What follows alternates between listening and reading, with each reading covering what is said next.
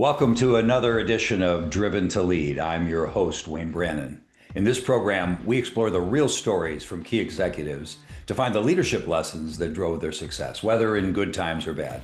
We got a great program for you today, so let's make it happen.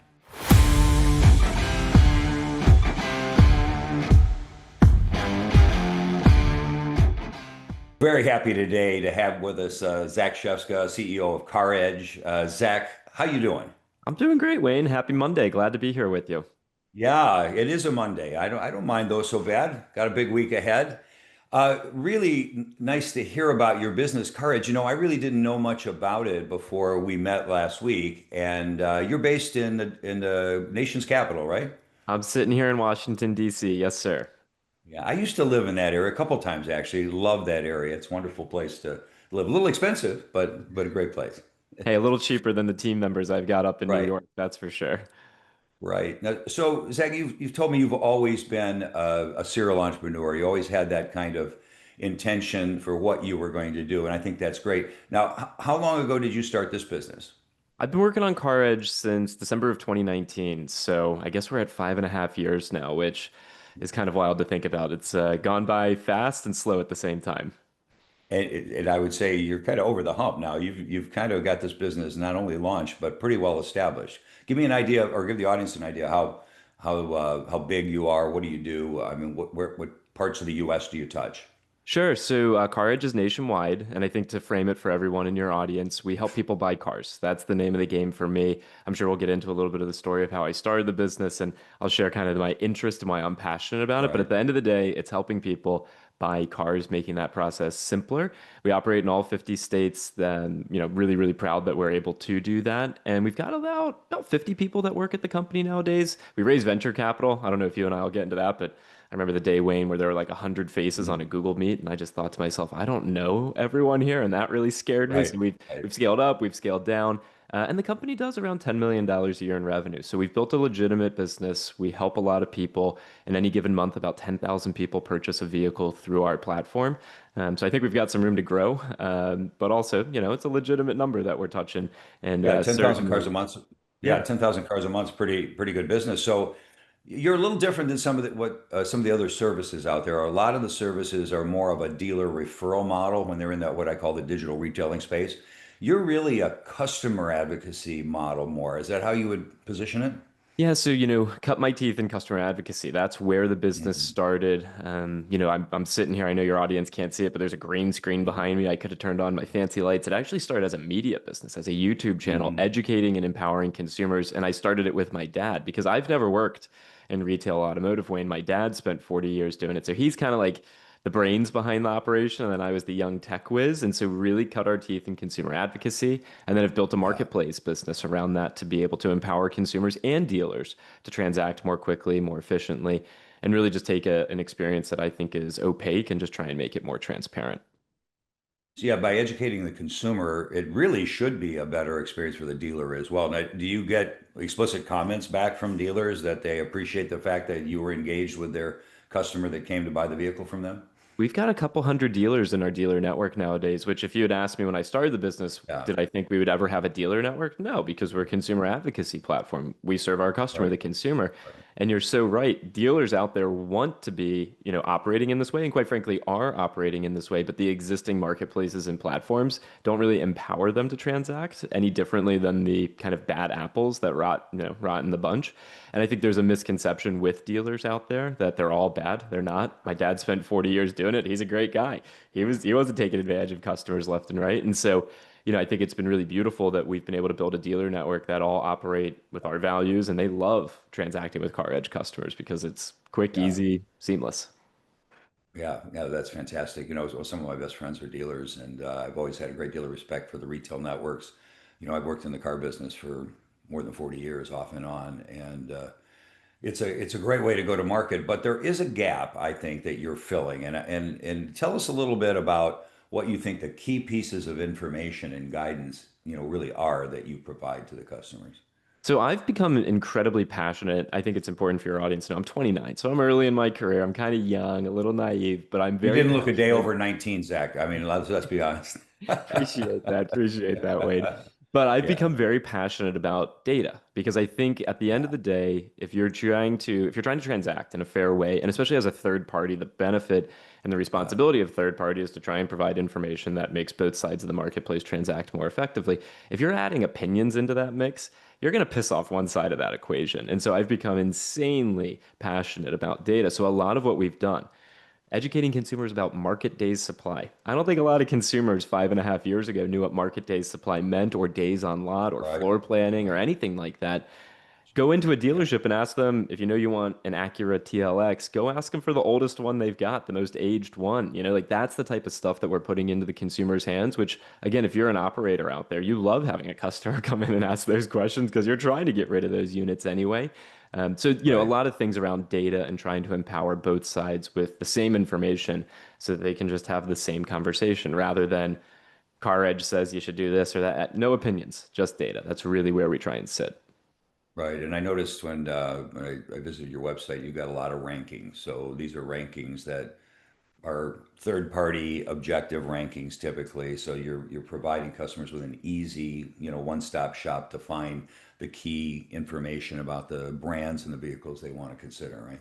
Oh my gosh, so much of what we do, Wayne, is around cost of ownership, Mhm. depreciation, likelihood of a major repair. All of that is data driven. It's not like I'm sitting over here saying, throw a dart at a board and Volvo's going to have high cost of ownership. No, I mean, we are so rooted in data here at Car Edge. And that's, again, the ethos of the only way third party makes sense, in my opinion, in any industry. Take auto out of it, is you have to provide unbiased information, unbiased data, and let both sides of the marketplace interpret it. So I was just thinking about that. So you're doing 10,000 cars a month, right? That's a lot of volume now. So it's big enough that if you think of it as a kind of a research sample of the marketplace, obviously there's the bias of the people who come to Car Edge would be, maybe unique. But let's just say it Yep. was representative.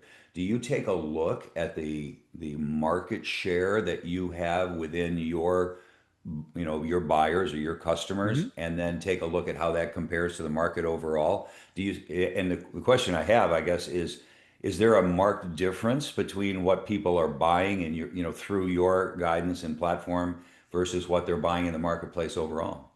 So LinkedIn is all about like a highlight reel professionally. You're never going to see me post like the lowest low of Car Edge. I saved that for my Mm. personal website. So there was a LinkedIn post, Wayne, that I put out, Yeah. I think in December.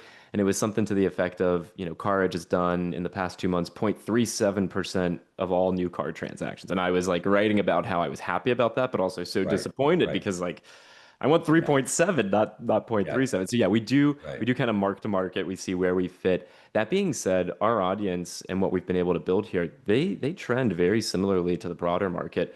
Every single person that comes in looking for a Toyota, there's a huge number of people that want that. Huge number of people that want Lexus. A lot fewer want Fiats and Jaguars. So, it kind of Yeah. maps to what the broader market's doing, but we are at a stage and a scale where we do have a non-trivial amount of information coming in, and it's really valuable to look at that. And then obviously, auto is so massive. There's Well, a lot to go. yeah. So that being the case, you're not seeing a significant difference in the No, mixed vehicles, but I guess your customers are still happy with the fact that they feel they got a better deal. They understood the transaction to a greater extent. They were I more think educated that's consumer, obviously. I think that's really what it is. I think my dad said this, Wayne, to me early on in Mhm. my career, and this is what his operating philosophy was: a good deal is a state of mind. Yeah, to a great extent it is for sure. So I think But we were able to empower if you that. get what you want, if you get what you want, and you have a better idea of what that should cost, of what's a fair price for that in the marketplace, and then you can compare that fair cost to your cost. Yep. That will create a state of mind that makes you feel pretty good about the transaction.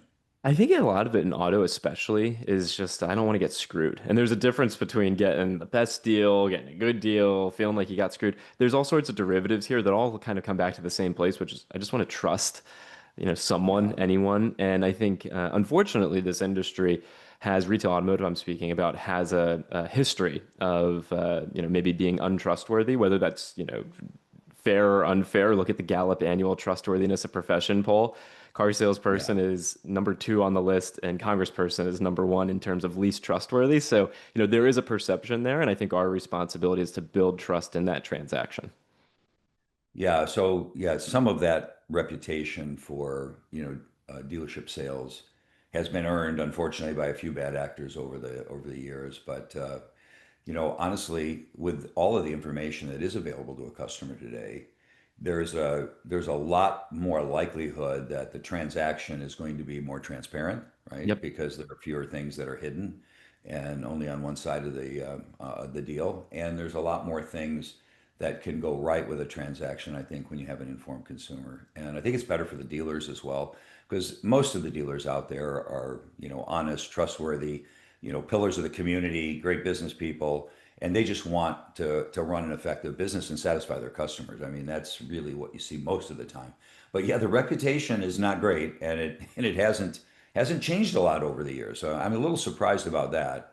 Do you see any change in the kind of dealer reputation ratings for individual dealers and dealer satisfaction for customers that come through CarEdge? Yeah, I mean, I would just like to echo your sentiments. I think it Yeah. is a few bad apples really are the ones that give a bad rap to this entire industry. And again, I'm inherently biased because my dad's a great human being, and I actually think he was held back in some ways in his career because he didn't take advantage of enough people, hold enough growth. So, you have to recognize I grew up in an environment where dealers can be good people. And I think that's a little bit, Wayne, of how we've kind of thread the needle for our business and our brand. That being said, we have that dealer network, and those are dealers who want to stand on a pedestal and want to be recognized in their communities as really great business owners and really fair to their customers. And so, absolutely, the people that come through CarEdge that are transacting with the dealers that we've built these relationships with. There's a reason why I think we just got our latest data. We work with a company called Urban Science. They do conversion, sales conversion tracking. 37% of the people we refer to our dealer partners buy a car within 90 days. I mean, Yeah.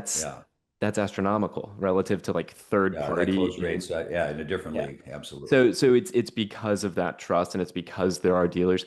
And I just want to be clear, I'm also, I'm very much a champion of the consumer experience. I'd like to say I'm a capitalist, so there has to be an economic incentive for the dealers to want to operate differently. And a lot of that comes back to efficiency. And I think back to kind of the interest in starting this business was rooted in the fact that I didn't really see my dad growing up because he had to work bell to bell days or half days, as he would call them, Mhm. 12-hour days to try and hold Yeah. extra gross profit. And so I see an operating model shift happening in automotive over the next maybe decade. And I want to be a champion of that, which is more efficiency on the dealer side can lead to lower cost infrastructure, which means maybe we don't have to hold as much gross on every transaction, which means maybe we're not trying to sneak in a reconditioning fee when we didn't need to. Like that's the operating model transition that I'm trying to inspire in the industry. Yeah, I think that's a worthwhile objective. And if you think about your model, I'm a little surprised that during this conversation, I've learned that you said you had a couple hundred dealers Yeah. and that you're referring to specific dealers. So if a customer reaches out to you through your website and becomes a client of yours, because it's a customer pay model, right? hmm So customer pays you a fee for you to be their advocate. You're providing them information, giving them access, and helping them with the process.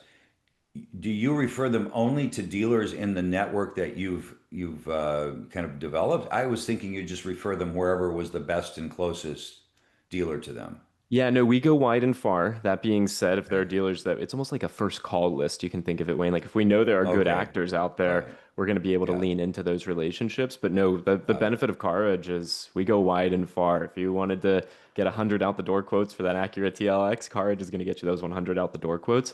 And then again, Hmm. we have these individual dealers that we know when we pick up the phone and we engage with them, we know what we're going to get. And there's a real benefit in having those relationships because it creates almost like a fast lane to transact for the customer. And think about our operating costs as well. It can drive down, our need to reach out to 100 dealers on an individual's behalf. Yeah, absolutely. So, Zach, for you personally, as you were coming through this, I mean, you saw the good and the bad and the ugly with your dad being in the business, and now you're in the car business, right? I'm in the car So, business, Wayne. yeah. So, is that something that you actually aspired to at all, or ever thought you would be in before you and your dad started this business?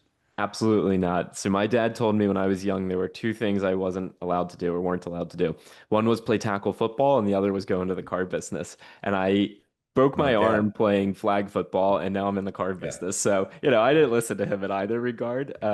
But no, I had no aspiration of working in auto. And then Mhm. about 6 years ago, I guess now I realized this was what I wanted to do. Right. So was there a defining moment when, Car Edge was starting to become successful and you're very enthusiastic about this, and I know I can see that you're proud of your business and you're proud Thank of you. what you're doing in the marketplace. Was there a key moment where when they came together, you realize this is what I want to do? This is something that's going to be a lifelong passion or at least a significant, period forward? It's interesting. An acute moment isn't jumping out in my mind. I'm thinking about a lot of the trials and Yeah. tribulations to get to this point. I'm also sitting with Yeah. the fact that you said the business is a success, and I'm very hard on myself. I think that's something I know I work on with my executive coach. I'm sitting here and I'm like, is the business a success? So thank you for saying it's a success. All sorts of trials and tribulations to get here, Wayne. I am, reflecting fondly on a moment early on when we started, some of the first customers we ever helped that recently, even in the past year or so, have come back and been repeat customers now 5 years later. And, having some of Sure. those moments have kind of clicked for me where it's like, wow, we actually knew what we were doing 5.5 years ago when I had no clue what we were doing. Look, these people Right. have come back. So those are some of the moments that stand out to me, but it's still kind of surreal to think that we really have built what we have. Yeah, and for the growth that you've had, where's that Sure. growth come from? Has it come from word of mouth only, or are you doing some marketing? What's your flow for customers coming to Car Edge? This business is so interesting, Wayne. We have never spent a dollar on paid marketing. So imagine that for a moment, and about 1 million people a month come to caredge.com. So I Mhm. don't identify as a professional marketer because I don't know. I don't have an undergrad Right. degree. My career wasn't in marketing, but I guess I am a marketer. We get primarily from social media, from SEO. Now more and more, it's fascinating from like Chat GPT and Perplexity, these AI platforms, the LLMs, as well Hmm. as word of mouth. So it's all organic, which has been wild. And a lot of that has Yeah. to do with just sticking to our roots, educating consumers, and that has really, cut through the noise and been able to resonate with those Yeah. consumers. Well, it's great that your social and SEO strategies are on track and helping you there. But Thank you. I would say, to take a guess, with your share of the industry that you talked about, the 0.37, not the 3.37. I expect the vast majority of vehicle intenders, have no idea that Car Edge exists, that they have this service that they could participate in available to them and understand why it might be useful. So it seems the upside for your business is big if you just inform more people that you're there. Entirely agree. I'd actually say digging into kind of like some of the challenges within the business, this consumer Hmm. advocacy model actually inhibits the monetization opportunities for the business to a degree. So if you think about incumbents in the space that monetize through dealer subscriptions and things like that, you can actually Hmm. afford to pay more on a cost per click or cost per customer acquisition basis that make the existing channels like paid media or paid social or paid search to be economical. And our business, for your audience, if anyone wanted to know kind of the challenge within Car Edge, we don't make as much money per user, per individual, because we're not charging 3 grand a month to those dealers in our network. We charge them zero at the moment. And so it actually makes that kind of the chicken and egg problem, pretty challenging. It's like, should we spend more on marketing, but we might have a longer payback period? Like we need that customer to buy 2 cars through our service versus, okay, maybe we lean into dealers are now our customers, but is that true to our ethos? And if we do that, now we can pay for marketing. So I hear you loud and clear, and you sound like you're a part of our board meetings every quarter. Yeah. So I won't ask you what your future plans are with your business model because you're probably keeping that pretty close to the vest and seeing it evolve now. But I would say that with a close rate that you're generating for the referrals you do make to a dealer, that has value, obviously. And if you could structure it beyond okay, there are favored dealers that you refer to if you do Yeah. have a relationship because you can count on them to produce a fair deal for your customers. That business model could evolve a little bit. But anyway, that's for maybe for another conversation another day. So this is a program that focuses on getting to know, great CEOs like yourself or running the business and doing some things on the fly, passionate, innovative kind of things are great. So I love to hear about these things and the audience does as well. But, we're really about the leadership lessons that have been learned along the way and the key stories that you have about your business and about your life. So If you think about, the things that have happened and the leadership lessons there, Zach, set up a story for us. Set up a situation, give us a little enough background, level set us so that we understand it, and then kind of talk about some things you learned along the way.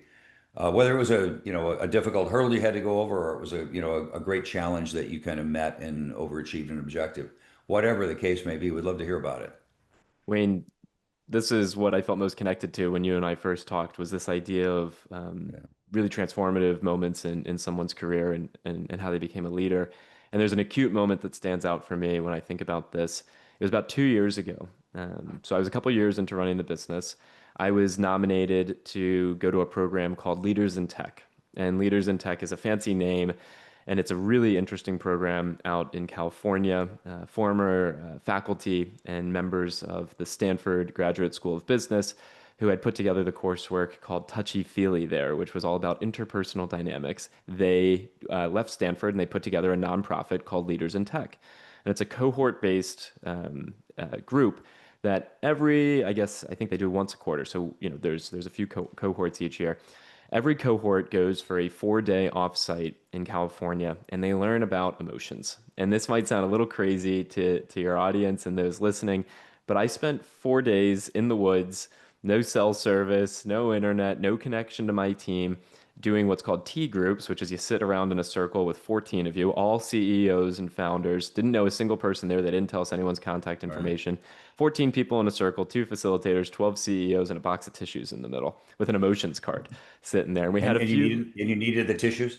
Lots of crying, Wayne. Lots of crying. And I just sent my COO, Adam. Yeah. He went and did it actually like maybe a month ago now. And I still remember Yeah. the text message I got of Zach, this Yeah. changed my relationship with my family. It's going to change how I show up to work. This Right. is transformative. And Right. the thread there was learning how to make other people seen and understood and how to create space to really see someone and how to express my own emotions and how to be seen myself. At the end of the Mhm. day, the reason this was taught at Stanford and the reason it still is taught at Stanford's Graduate School of Business is because we do business with people. And so how do you get leadership? How do you get results? You have to connect with people. And the deepest, most intimate connection is that emotional connection and really understanding someone else. And so, that retreat, that 4-day retreat, and then that year-long quarterly, we would reconnect in person. And I didn't know it at the time, Wayne, but there were some people in there that had built companies worth over $1 billion. There were people in there who had exited their Sure. previous publicly traded company that they had founded. There were no power dynamics because we didn't know who anyone was. And Hmm. we're all in there just learning how to communicate. And then there were didactic sessions where, there was some education and, Hmm. and things like that. But Sure. really, I mean, I came back and I was different at work. I was different in my personal life, and I think I continue to be different. And that was a huge moment in my leadership journey of being vulnerable. Being vulnerable. Yeah. That's really what it was. Yeah, that's interesting. I've actually had a similar kind of learning in my consulting business because I started off just being a business consultant working on business problems, business strategies, marketing, business development, efficiency, effectiveness, reorg, kind of work. But what I found was that what companies often need, almost always need, is a stronger leadership team, and that requires coaching. And I mean, you have a leadership coach, so you understand that. And then you're using this outsourced entity to do these experiences to drive Mhm. improvements in leadership thinking. And so what I find is that learning how to become a higher expression of yourself makes you a much better leader. So yes, your relationships with your family will improve, your own happiness and fulfillment will improve, your kind of understanding your purpose in life will improve. Hmm. But when you understand that we're all in this race together, and when you focus to really care about other people enough to listen to them and understand where they're coming from, you become a better leader and a better business person and better at everything in your life. So I really resonate with that. I think the audience understands that too, because we're in this Great. in this program, we hit on this topic quite often. So let me ask you this: so when you came back and you realized that it made a big impact, what specifically would you say, maybe even an example of how you interfaced with someone who might have been difficult in your organization? Maybe it was the person when you had a meeting with them and you didn't have as big as, I know you always have a smile, but let's say their smile wasn't quite as big as, Yeah. when you're dealing with this person. How did it impact relationships that were maybe a little testy? So I think it's important to frame this one up because there was a moment in time, I think I mentioned it earlier, where CarEdge had maybe 100 people working here. And we've scaled down. We've scaled down significantly, maybe Hmm. cut that in half. And some of those were executives as well that I had, brought on, gone to my board and said, hey, these are the right people, the right resumes. And Right. then some of those people are no longer with the organization. And so when I came back from this experience, I learned to lead with emotion. I learned that there is no flaw. Not only is there no flaw, there's no judgment in sharing how you feel. That is how I feel, and I can lead in that way. And I can create space to connect with someone in that way. And so there were a few executive relationships where it wasn't quite right. And it was almost like pinching me, Wayne, but I didn't know quite how to communicate that to some of these people or to, I'm thinking of two specific individuals.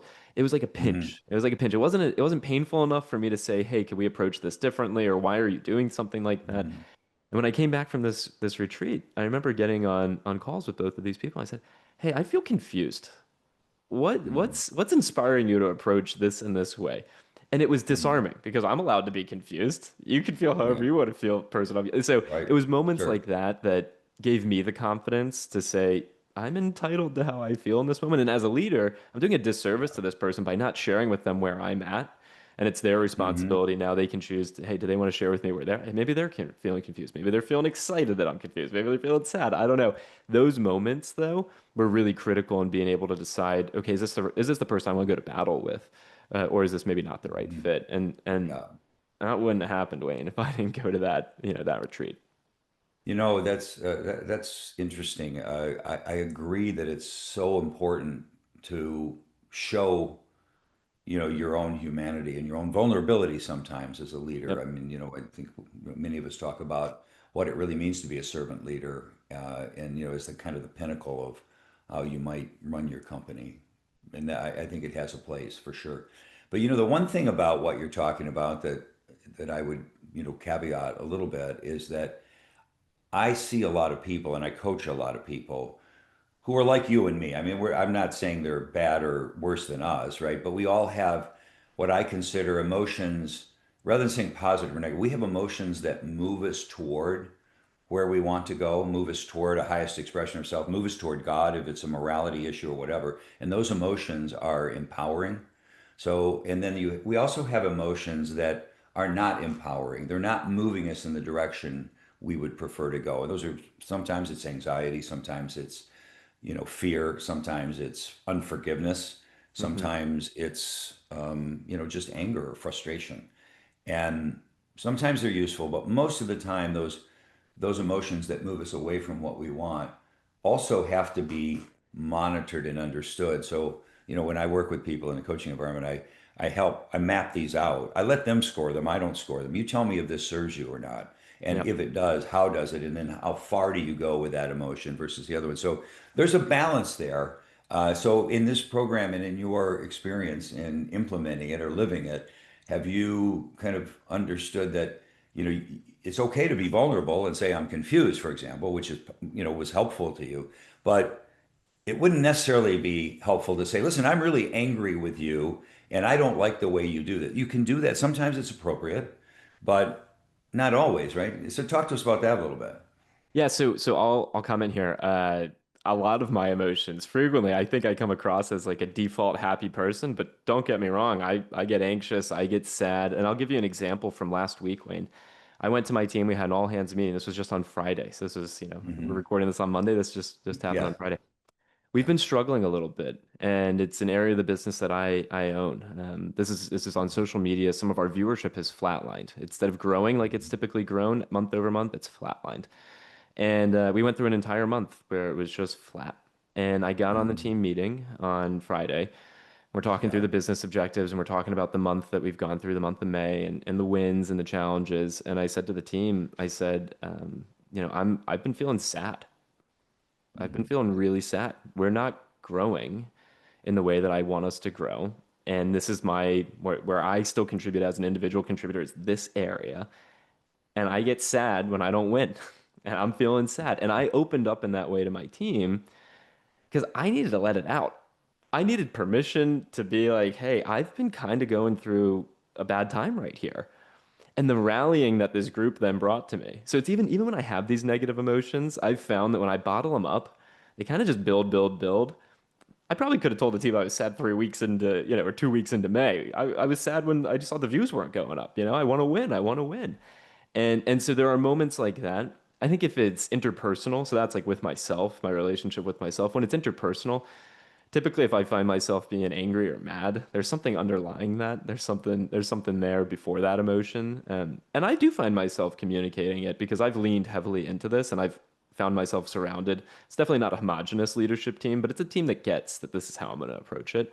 And I certainly get pushback when appropriate, but I found keeping those emotions in doesn't serve me. And your mileage may vary, Yeah. everyone's different, but positive or negative, you're kind of going to get the authentic me. And I think what I'm trying to learn, Wayne, is the velocity with which to bring those forward. When do I go the cadence? When do I go faster? When do I go slower? Mhm. And every moment is an opportunity to learn more about that. That that's well put. I think you do need to understand the right timing. So Yep. in an instance like that, I expect that because over the last months, years, you've built a relationship with your team, and you know that they want to win as much as you do.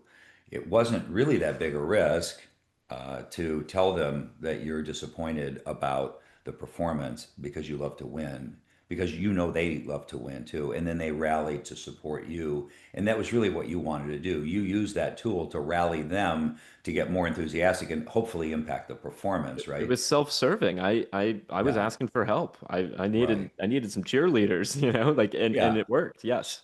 So in that case, I mean, if you use the word a negative emotion because it's sad, it's certainly not a positive one. But in that case, just being vulnerable enough to tell them that you're disappointed really wasn't a negative, I don't think. I think that was a very open and positive way to, get everyone to realize that you all needed to do better, right? But like when things like not being forgiving of someone and holding grudges and being frustrated with someone rather than being, productive or solving problems or being angry. Sometimes what I do and what I teach people to do is when anger occurs, create a little trigger in yourself because it usually has a physical component as well, whether your ears get red or you start to have a different feeling or whatever. Sure. Use that as a trigger and catch yourself early on when you start moving into that feeling and then say, is this justified anger? If it is, fine. But too many times when I examine my starting to get angry, what I find is just Wayne's little ego got bruised, right? And so I say, okay, get over it, dude, and then I move on beyond it. It almost makes me smile because, it was, I'm thinking about it. And then I move to a different space and one of, where I can be a better leader and not someone who's wallowing in my emotions as a negative tool for me, Yes. right? So that's the distinction I was trying to make. No, love it, Wayne. There's a great book as well. I don't know if you've read it or if anyone in your audience has. Eckhart Tolle, The Power of Now, is a fantastic book for anyone out there. This idea of letting things pass through you. You said hold grudges. I'm like, I don't hold grudges. How could I hold a grudge? So it's You'd, like, you'd be you'd be surprised how many people do. So yeah, yeah, I've read The Power of Now. yeah, I enjoyed it. I like his thinking. He's a deep thinker, almost delivered. I've listened to his books as well, yeah, audio versions, and he's almost an emotionless person. I'm yeah, sure he's a very rich, emotion full person, but he has a very interesting way of thinking about the world. And as a matter of fact, I took from that book and from my own experiences, one of the exercises I like to do in my coaching is to because if you're going to be more in touch with yourself and you're going to identify those behaviors and thoughts and emotions that move you toward where you want to go, the very fundamental aspect that you need to embrace and learn is how to be more self-aware. So by becoming more self-aware, you give yourself the opportunity to identify when you're moving in the right or the wrong direction, and then either embrace the right or divert the wrong. Right. So yeah. as part of being self-aware, I like this idea of being in the present moment because as Eckhart Tolle says, nothing ever happens in the past. Nothing ever happens in the future. It always happens in the now, right? I mean, that's the essence of the book, really. And Absolutely. so where you go with that is if I can live in the present moment most of the time, then I'm going to be more successful. So one of the exercises I do with the people I start coaching, and we have fun with it, is we talk about how much time, Zach, are you spending in the past and in the future versus in the now. So I'd ask you to monitor yourself and kind of write it down. And next time we get together, we're going to talk about that because there are some times to spend in the past that are Absolutely. important. I mean, to cherish valued memories or, to learn from mistakes and remember those mistakes in a positive way, right? But there's also kind of the wallowing in mistakes you made that you're embarrassed about and wishing you had it back, but you can't. So you're replaying it in your mind. How could I have done it differently? You're trying to convince yourself that it really happened the way you wanted it to happen instead of the way it actually happened.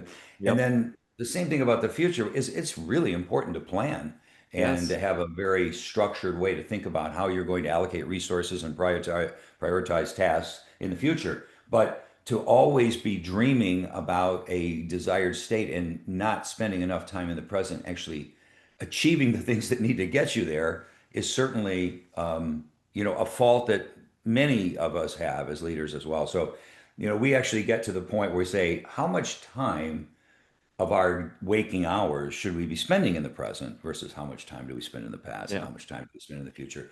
And it's surprisingly instructive and mind expanding to really understand who you are and where you are and to kind of offload those practices that don't serve us there and to get more of us in the now. So thanks for bringing that up. I have embraced that and actually it's part of the journey that I think we all need to go through. I love it, Wayne. I know Yeah. your audience can't see it, but I've just been sitting here emphatically nodding. I mean, everything you're sharing resonates, and it's almost ironic to a degree because we're business leaders and we have to think about the future. And if we don't think about past mistakes or past learnings, what are we doing? There's a logical reason to reflect on those things.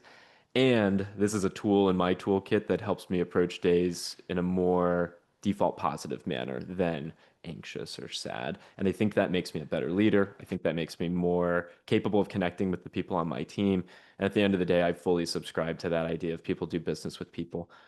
If you identify with my approach in this way, you're probably going to love Car Edge. If you don't, maybe it's not the right fit. And I want to identify with people who also want to live in the now. And so it's complex, it's challenging, and it's a tool in a toolkit, and one certainly that I try to bring out fairly often. Yeah, good for you. Well, I think that's a great learning, and I'm glad you shared that. Before we get off your business and kind of how you run it, let's just focus a little bit on the technology piece because you mentioned you had a tech background, not a car background. It was your dad had been in the Yeah. automotive industry. So I'd like to have you tell me about the challenges that you see on the innovation side, especially with AI tools coming more and more into the forefront and integrated into what you do. So on the technology or innovation side, where were some key moments there? And then, what do you see going forward as some of the challenges you're going to lead the company to overcome? If I reflect on the past 5.5 years of what we built, I actually would posit that there haven't been huge technological breakthroughs that have advanced auto that much. And I think actually Amazon's entry into the market, they're way more capitalized than CarEdge ever has been. They're spending more money on technology. They're better in terms of their performance and track record of building enterprise, grade Yeah, sure. technologies.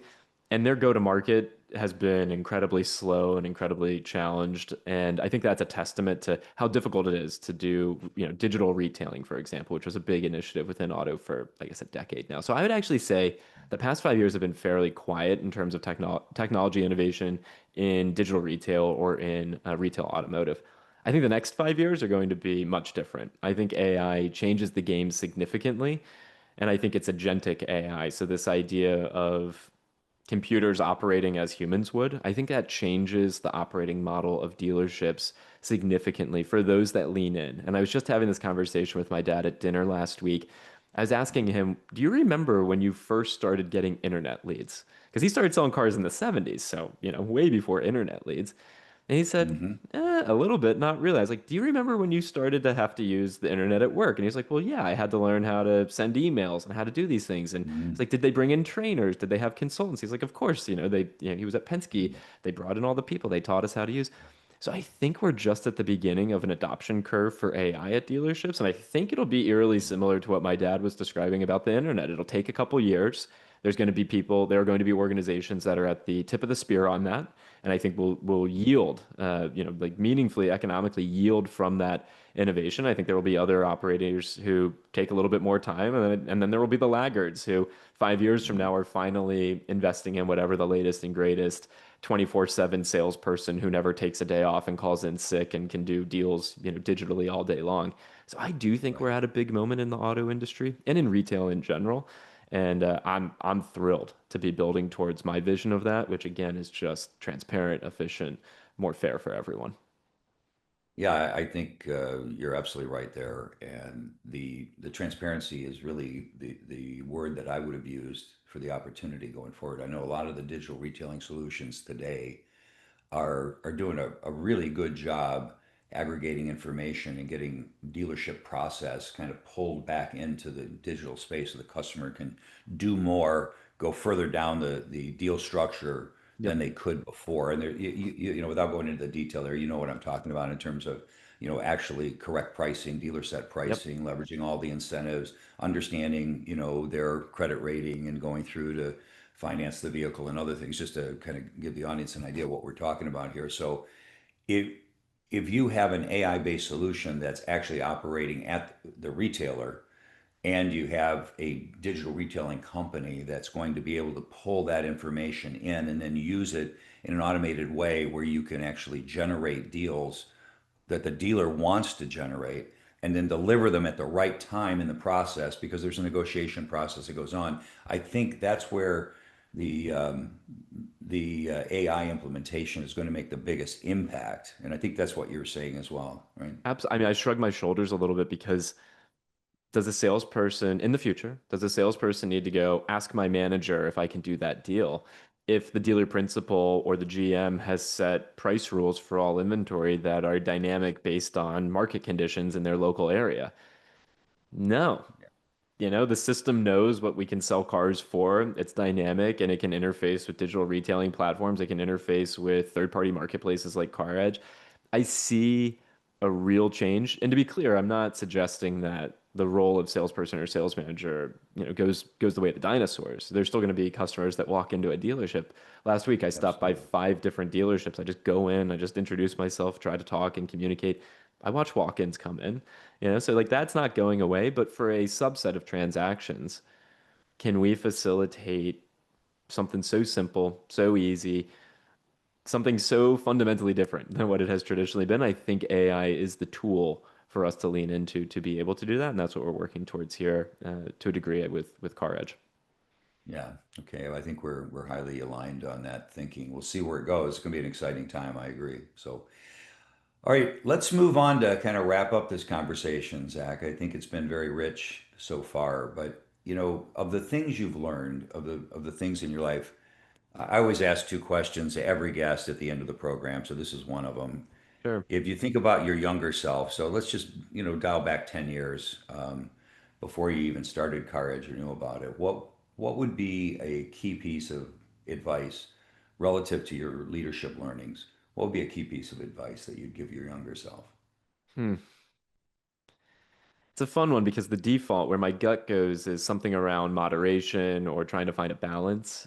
And I also have a hard time disassociating with the part of me that has been and continues to be so addicted to building Car Edge.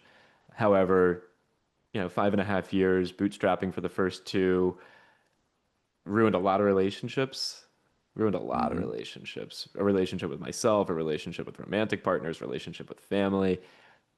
There were some real challenges in being that myopically focused on one thing. My health wasn't good. It was just bad, right? And I also honor the fact that probably wouldn't be sitting here if I didn't go crazy for 4.5 years and didn't have any hobbies. And also so grateful that I think in the past year I've found a lot of balance and I've found a lot of things that bring a richness to the totality of my life. So I think if I could go back 10 years, I think I would at least plant the seed, this idea that my meaning in life is more than the P&L at my company, and that's okay. Yeah. I'm worth more than that. I think it's very insightful the way you stated that as well. That because if you go back and just provide the advice and expect that it's going to be fixed, it wouldn't necessarily be there. So you're just planting the seed Yeah. that perhaps you'd recognize sooner. You got to go through some of the pain so that you really understand why it's so important. But no, I appreciate that. So let's fast forward 20, 30 years from now for you. Let's go 30 because of you. I mean, we'll just imagine that I'm still around. And we're sitting, at a mountaintop looking at the spectacular views of a sunset in the distance. And we're sitting there having a glass of wine or whatever it might be. And we're talking about what we're most proud of in our life, in our career. What are you going to be most proud of, do you think? Just like your audience to know, it's going to be a real challenge going back to my normal work day after recording this. Now that I'm thinking about being on this mountaintop with you and the wine in 30 years, my mind immediately went to my family. I don't Yeah, have a significant other. I don't have kids. And if 30 years from now I haven't accomplished that I'm an uncle, which is incredible to a 100-day-old baby. So, I've seen the joy that that brings my sister and her husband. Yeah, I mean, Wayne, 30 years from now, I'd hope my kids are out of the house, productive members of society, and happy.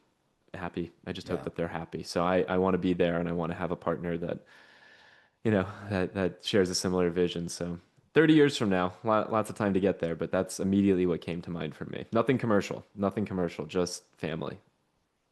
Well, I think being able to touch other people in a positive way is a great legacy to leave, to think about all of that. And certainly no more important part than with family, clearly. So, I just, as you were thinking about that, you're so kind of sincere with the way you expressed your, kind of hope for a family and children and how much you love being an uncle. I just got excited for a moment because I remember we adopted a couple of children along the way. Wow. But even with that experience and then, not being ones we birthed ourselves, right? We had this incredible, um, you know, um, thing that happened to us. The very first moment I heard that our daughter was given to us at 10 days old. And that was that there's a dimension of love that you have inside of you that you have no idea about right now. Because I think it happens to all parents. I've talked to a lot of parents, but the love you have for your children is greater exponentially than the love you have for anyone else. So I remember that moment. I was happy, obviously, and that we had gotten this adoption that was going through, but it was more than that. It was this ability to feel love, like a door opened somewhere. There was something hidden, in Yeah. my heart, in my mind, in my consciousness, and now I have this capacity to love at a different level, and it changes you, right? And so kind of you're looking forward to that time is even greater than you can imagine right now because you have no idea what that feels like, and I'm excited for you when you go down Thank you, that Wayne. path. So that in your life, in your leadership journey, in your business, we wish you all the best. Sounds like you're on a great track. Sounds Thank like you. you're happy and fulfilled. And even when you're sad, your team jumps up to tell you that you're a winner. And I really appreciate you being vulnerable and sharing those experiences about how important it is to be emotionally engaged. So thanks for that, Zach. It's been great getting to know you. And I hope we can stay in touch. Absolutely, Wayne. A real pleasure. Thank you so much. Well, that's it for today. Thanks for being with us. If you like our conversations, please feel free to hit the subscribe and like buttons. And if you'd like to make comments, ask questions, or even explore being a guest on this program, you can reach out to us via email. It's wayne@greatroad.com. That's WAYNE at GR numeral 8 ROAD.com. And until next time, always remember the high road leads to a better place.